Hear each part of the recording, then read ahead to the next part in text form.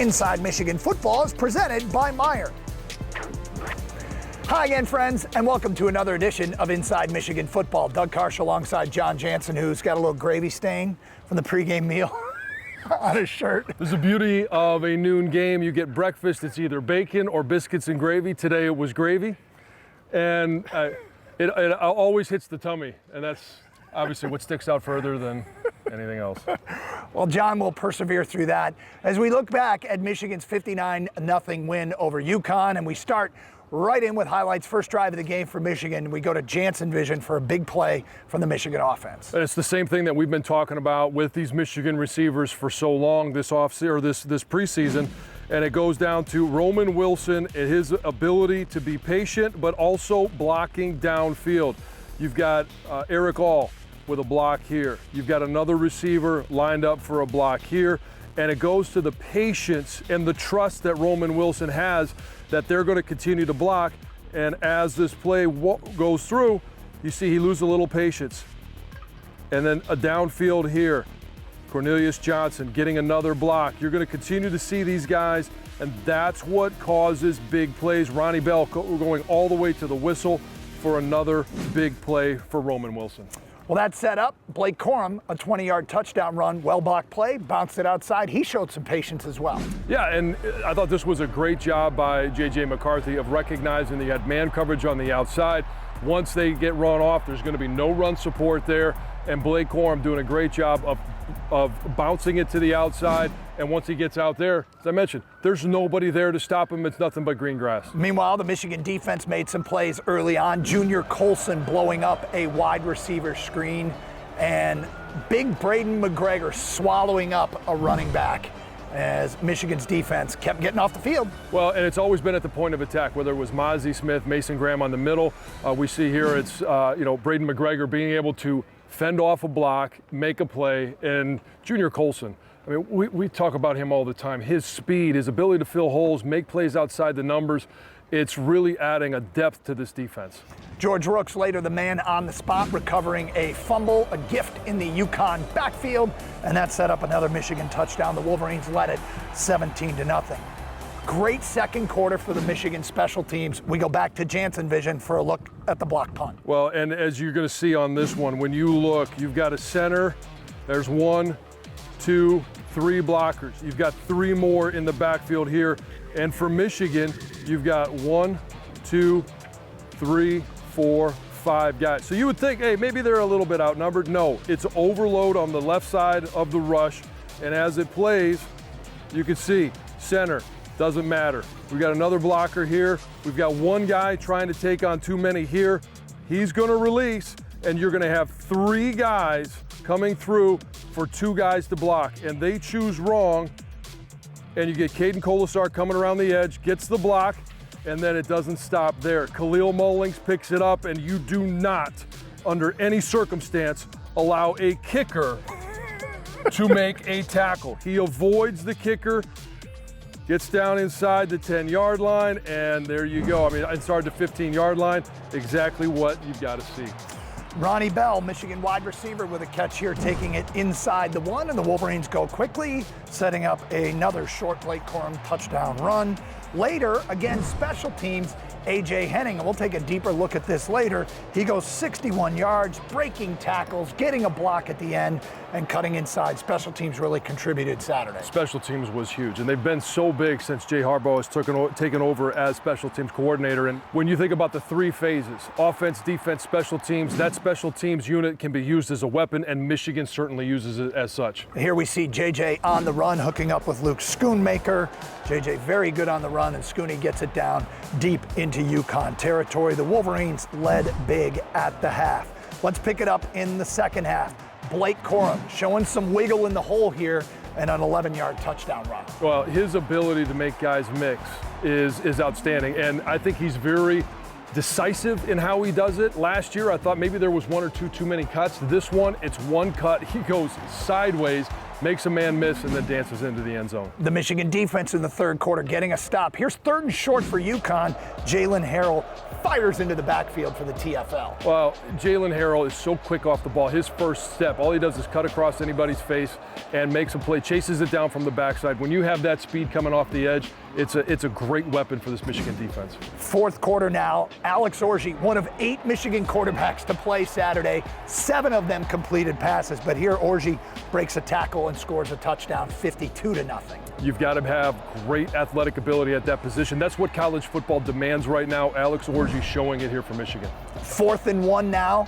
Yabi Oki with the play in the backfield. Michigan gets the stop. Oki is so good at getting off the ball, using his hands, shedding blocks, and making plays, and here's just another example of it. Then finally, Alan Bowman with a nice dump-off pass to Leon Franklin, who stays up and gets to the end zone. Touchdown. Quarterbacks love those 2-yard passes that end up going 20 for touchdowns. Great for the stat sheet, obviously good for Michigan. Well, there it is. Michigan with the 59-0 win over UConn to improve to 3-0. We'll go into the locker room and hear from some players later, but straight ahead, Michigan head coach Jim Harbaugh here on Inside Michigan Football. These are the weeks that Coach Harbaugh tries to just fill us with extra motivation to make sure that we don't come out slow or anything like that. And the last 3 weeks, we proved it, that we're just trying to get better as a team, no matter who we play. We're just trying to get better as one, as a whole. And yeah, we're showing it 3 weeks in a row. Corum, the 3rd player now in Michigan history with 5 touchdowns in a game. Last one to do it, Hassan Haskins. And Ron Johnson did it 5 times against Wisconsin. It's a blessing to tie the record that H2 just what he set or tied last year as well. But I'm not really tripping about it. Like you said, they kind of got it down there, just told me to run it in. When people are consistently just hardworking, always improving their process every single day, always watering their roots, those apples are going to fall. And someone who just keeps working like he does every single day, every single week, it doesn't surprise me that something like that happened for him today. So regardless if I get those touchdown passes or not, I'm just so happy for him. I really am. Inside Michigan Football is brought to you by Meijer, presenting sponsor of the 2022 Michigan football season and proud supporter of hundreds of local sports teams across the Midwest.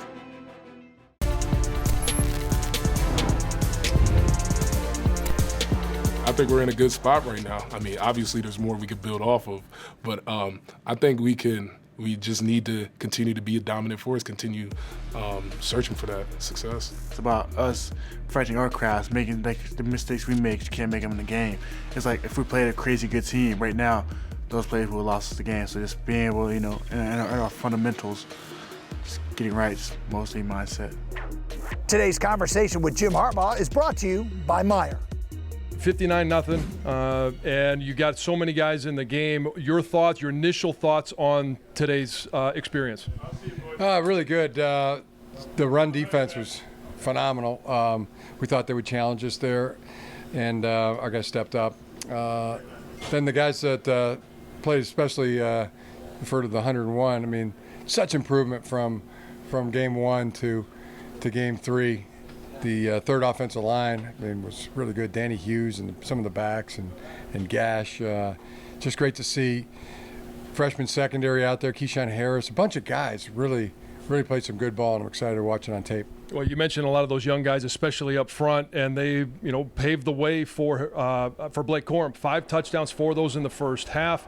Your thoughts on his performance? Well, I was a big fan of Ed Shuttlesworth, and now Blake joins Ed Shuttlesworth as 4 touchdowns and a half. I thought Blake ran extremely well, set the tone. We were really some of the perimeter screens were working good for us. The special teams really set the tone for us. I can't remember a block punt and a punt return in the same game. It's pretty darn rare, and that was really a point of emphasis Jay was making in the staff, getting our punt return unit better, and what a day they had today. Shut out for the defense. There was a lot of terrific things. J.J. McCarthy gets his second start. Your thoughts on how he performed today? Really good. It's not every game's going to be perfect, but he was extremely good again. playing really calm. Really playing. I think things have slowed down for him really well, and he's doing a heck of a job. Coming into the game, UConn rushing the football, that was kind of what they had done. You mentioned it, shutting them down. 110 yards of total offense. Any changes or any point of emphasis for the defense this week? Well, we figured they were a good running team, and playing 2 air raid teams in a row, we figured that they would challenge us there, and I was excited to see how we would respond, and I thought we did very well. And then obviously the last of the non-conference games, you guys start with Maryland in the Big Ten next week. Your thoughts on what you were able to accomplish in these first 3 weeks with, one, getting so many guys in, but also getting a rhythm so that you enter the Big Ten conference with a full head of steam? Yeah, winning the games. Improving. I think we've done both those as good as we can do. And then you also want to stay healthy. We've had a couple guys get hurt, and hopefully they can heal fast. I don't think we haven't had anything that's a season ender yet. Possibly Dom Gadis, but he was able to play today, and he'll need a surgery. But so it hadn't been perfect, along those lines, and you always just pray for guys to heal fast. Your thoughts on entering the Big Ten season? Excited about it. Now it's on. Those games count as 2 because it's one for you and one for whoever you're playing. So I think the guys realize they've worked extremely hard, put themselves in a really good position, and starts really a new season. 1/4 of the season's over. Already, right? So now take that next step. Any game balls given out for the shutout?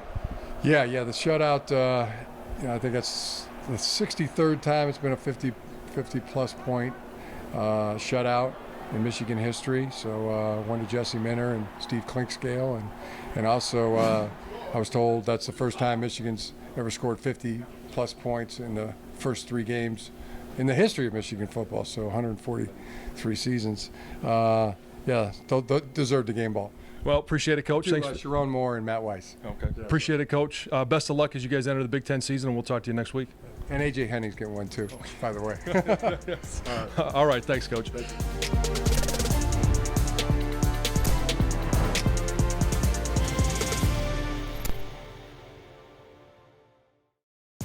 Time for our Alro Steel Man of the Week, and it's the versatile Wolverine weapon, A.J. Henning. All right, on this play, you're going to see how they use A.J. Henning. They use him in a number of different ways, which is why he's so versatile here, which we saw all day. We weren't seeing anything downfield, but that's because you've got this gap. They're giving you that much respect because they don't want you to beat them downfield. A.J. Henning down here, he's just going to run a little out route. He's going to be wide open, and they love to use him in the pass game. Nice little move to extend the play. And on our next play, you're going to see him, A.J. Henning, lined up in the backfield. On this one, you're going to pull the left guard around, first blocker, left tackle. Might go a little bit wide, but we'll talk about that in just a minute. And A.J. Henning is going to hit it up here. You'll line a receiver up in backfield, and it puts the defense in conflict. Are they going to try and throw him the ball? They're going to hand him the ball. How are they going to use him? On this one, they hand him the ball. Big fella. Get up in there, A.J. Henning, get behind your big boys and let them do their work. Although on this one, it's not a bad outcome, could have been more, but they're going to use him in the run game. All of this showing Maryland in the Big Ten, what they can use. A.J. Henning on the punt return here. We've already seen 2 missed tackle. Here's a third. We're going to see another 4th one here, and it's a great job by this punt return team. No blocks in the back, nothing unusual. A.J. Henning using his agility, his speed, another missed tackle, another one right there. And again, kicker, do not let him beat you. Great job by Taylor here of staying on the kicker, and A.J. Henning, little bit of run in the backfield there. Cut back and easy score. A.J. Henning is one of the best weapons that Michigan has. They line him up as a receiver in the backfield. That we've seen him hand it to him in a reverse. Now, obviously, as a punt returner, he is the ultimate weapon. So the second season set to begin for the Wolverines. We are joined by our Ed Kengerski from over in our studios to take a look as Michigan enters conference play. Thanks, Doug. The Big Ten Odyssey begins Saturday for the Wolverines. 9 games, 10 weeks, and the players say they're ready for this next phase of the schedule. I'm ready for Big Ten play. I wouldn't lie. I'm not going to lie. I'm ready for Big Ten play.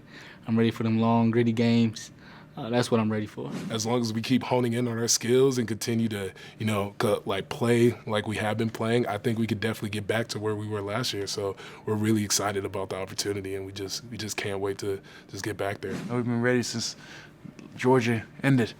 I think we're excited, get ready, get excited.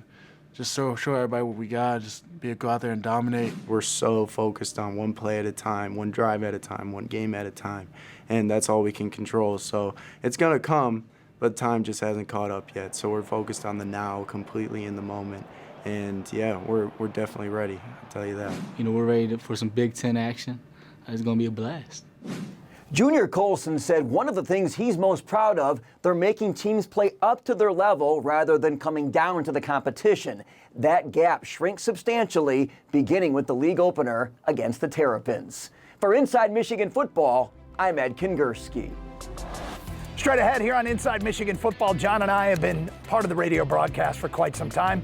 The two new guys who can get the job done without even spilling gravy on their shirt. That is next.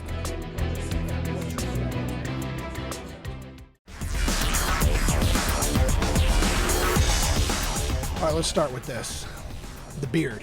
Yeah. What's up with the beard? It's just a camp beard. It's going off Saturday when we break camp. It's not going to go on much longer. It's hideous. That was 9 years ago. And this is Jack Miller today in the Michigan Learfield radio booth with a better-looking beard. Jack is a new member of the broadcast team. I think I'll probably hate that clip if I see it because of what I might look like from a weight perspective in that video, but that was part of the job back then. I hope the beard's gotten a little better too. Miller joins longtime Michigan broadcaster Brian Bush for pre-halftime and post-game coverage as an analyst. It's been awesome. It's been a dream come true to get back and be a part of this again. It's a whole nother level here at Michigan, which you're reminded after only 1 week, but it's been great so far. Learfield also added former Wolverine great Jason Avant to the radio team. After starring at Michigan, Avant played 11 seasons in the NFL. This is a special place to me in my heart. It was the place that I developed into a man, and when I realized that life wasn't about Jason Avant, here on my first game versus Washington, and they were winning and I was pouting because I wasn't playing and the team was doing well, and I realized at that moment that the game was going on. And from that moment on, when Steve Breston encouraged me, I began to think about the team more. This is Jason's first sideline reporter role. He currently works in Philly sports radio and television. It's way different. There's a lot of things that you look for. I like it because it's developing my skills. I'm used to being in front of a camera or a talking head on a radio station, but it's live, and I got to get used to that, and it's fun. We went into this kind of looking for one person.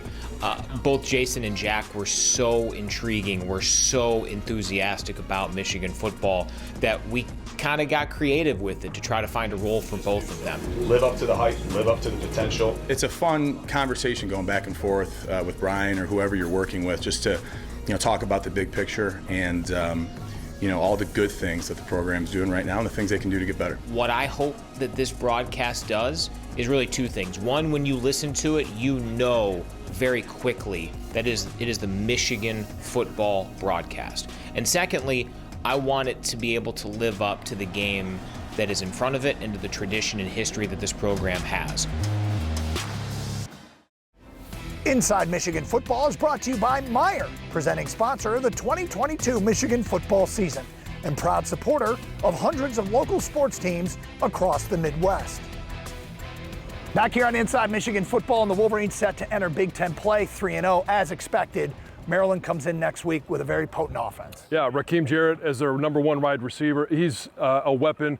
Talia Tagovailoa at the quarterback position. Offensively, they're going to be able to put up at least some yardage. Now, Talia, did he cure his turnover issues that he had last year? We'll find out.